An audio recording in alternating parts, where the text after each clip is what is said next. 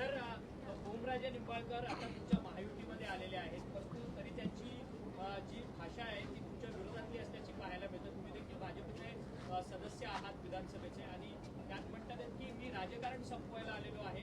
खरं तर महायुतीमध्ये येऊन तुम्ही मित्र ते म्हणतात की युतीमध्ये राहून मी विरोध कायम ठेवणार. कालच मी या बाबतीमध्ये बोललो होतो की जे 6 खासदार एनडीए मध्ये आलेले आहेत, ओम सकट सर्व 6 खासदारांचं काल मी एनडीए मध्ये स्वागत केलं होतं. मी हेही म्हटलं होतं की प्रतिस्पर्धी वगैरे आता विषय राहत नाही, कारण ओमने स्वतःहून एनडीए मध्ये प्रवेश केलेला आहे. त्याच्यानंतर जे काही भाष्य झालं त्याबद्दल मी जास्त काही बोलणार नाही. योग्य वेळेस मला जेव्हा वाटेल तेव्हा मात्र नक्की बोलेन. त्याचबरोबरीने असंही आज कुठेतरी खोडसळपणे पसरवलं की आदरणीय डॉक्टर पद्मसिंह पाटील साहेबांचा काहीतरी नागरी सत्कार होणार आहे. ही बातमी अतिशय चुकीची आहे. आदरणीय डॉक्टर साहेब आता त्या परिस्थितीमध्ये नाही आहेत की ते उभं सुद्धा राहू शकतात. दुर्दैवाने हे सगळं जे घडलं ते आपल्या सर्वांना माहिती आहे आणि न्यायालयाच्या निकालातून अनेक गोष्टी स्पष्ट झालेल्या आहेत. त्याबद्दल देखील मी अधिक आता काही बोलणार नाही. वास्तव एवढंच आहे की डॉक्टर साहेबांवरती प्रचंड अन्याय झाला. खूप गोष्टी त्यांना सहन कराव्या लागल्या. त्यांचा कुठला काही सत्कार वगैरे असा काही नियोजित नाहीये. राणा पाटीलजी, परंतु तुम्ही ही जी गोष्ट आहे आता तुमचं राजकारण संपवणार वगैरे ओमराजे निंबाळकर भूमिका मांडताय, या सगळ्या संदर्भात तुम्ही वरिष्ठांकडे तक्रार मांडणार आहात, कारण की आता महायुतीमध्ये ओमराजे आलेले आहेत, त्यामुळे महायुती हे एकत्रित निवडणूक लढत असते. त्यातच धाराशिवमध्ये महायुती अस्तित्वात नाहीये का? नाही, मायबाप जनता जी आहे ती ठरवत असते कोणाला मतदान करायचं. त्यामुळे त्याविषयी काही जास्त बोलायची आवश्यकता मला वाटत नाही. परंतु जे संबंधित वरिष्ठ आहेत त्यांनी योग्य ते प्रबोधन करणं अपेक्षित आहे.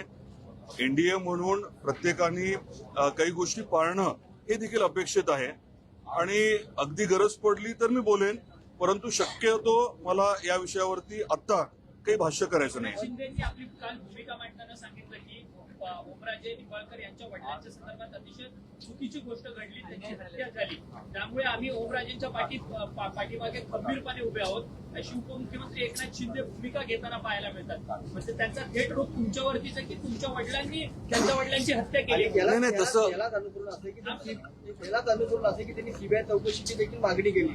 नाही, एक गोष्ट म्हणजे शिंदे साहेबांना जर काही वाटत असेल तर ते नेते आहेत, ते कधी माझ्याशी बोलू शकतात. स्पष्टपणे समोरासमोर त्यांच्यावर चर्चा होऊ शकते. दुसरा विषय आहे तो सीबीआयने हायकोर्टात जाण्याचा. ही साधारण प्रोसिजरल बाब आहे. अशा खटल्यांमध्ये जेव्हा केव्हा निकाल होतो ट्रायल कोर्टाचा, त्याच्यानंतर कुठली तरी बाजू जी आहे ती हायकोर्टामध्ये जातच असते. एक तर प्रॉसिक्युशन जाते किंवा डिफेन्स जाते. हा विषय जो आहे तो अनुषंगिक विषय आहे, नॅचरल नॉर्मल विषय आहे. सर, याला लागूनच या सगळ्या वादानंतर किंवा ओव्हरऑल ज्या घडामोडीनंतर आपण देखील मुख्यमंत्र्यांची भेट घेतलेली आहे. काय नेमकं मुख्यमंत्र्यांचं या सगळी घडामोडी, कारण का एकत्र काम करायचं तुम्ही म्हणताय, पण जिल्ह्यात एक खासदार आहे, 2 वेगळ्या गटाचे आमदार आहेत आणि एकच फक्त म्हणजे एकमेव तुमचीच जागा आहे, तर संघर्ष जर कायम राहिला तर मतदारसंघाला वाटतं मुख्यमंत्र्यांची काय बोललं जातं? मुख्यमंत्री महोदयांबरोबर चर्चा झाली की 2 महत्वाच्या विकास कामांच्या बद्दल. एक रिन्युएबल फ्युएल म्हणजे नवकरणीय इंधन. अगदी शेतकऱ्यांचा जो काही शेतातला कचरा असतो, पीक आपण काढल्यानंतर जो कचरा असतो, मग बगॅस असेल किंवा कांदा असेल, सडलेला कांदा असेल, या सर्व गोष्टींकडनं त्याच्या माध्यमावरती प्रक्रिया करून क्रूड ऑइल बनवण्याची एक नवीन टेक्नॉलॉजी आहे. त्या क्रूड ऑइल पासून डिझेल बनवलं जातं, जे ड्रॉप इन फ्युएल आहे. म्हणजे आहे त्या गाडीमध्ये मॉडिफिकेशन न करता हे डिझेल वापरलं जातं. गेले 15 दिवस माझ्या गाडीमध्ये मी हे नवकरणीय डिझेल वापरतोय. त्या बाबतीत आणि महाराष्ट्रातच ही टेक्नॉलॉजी डेव्हलप झाली आहे. व्यापक प्रमाणामध्ये ती महाराष्ट्रात वापरण्याच्या बाबतीत चर्चा झाली आणि उद्या आपल्या एसटी बसेसमध्ये जर हे नवकरणीय डिझेल वापरलं तर MSRTC म्हणजे आपल्या महामंडळाचे साधारण 750 कोटी रुपये दरवर्षी वाचणार आहेत. याबद्दलची पूर्ण माहिती आदरणीय मुख्यमंत्री महोदयांना मी दिली. त्याचबरोबरीने धाराशिवचा जो एअरपोर्ट आहे त्या हवाई धावपट्टीवरती आपण UAVचं टेस्टिंग आणि R&Dची फॅसिलिटी करायचं ठरवलंय.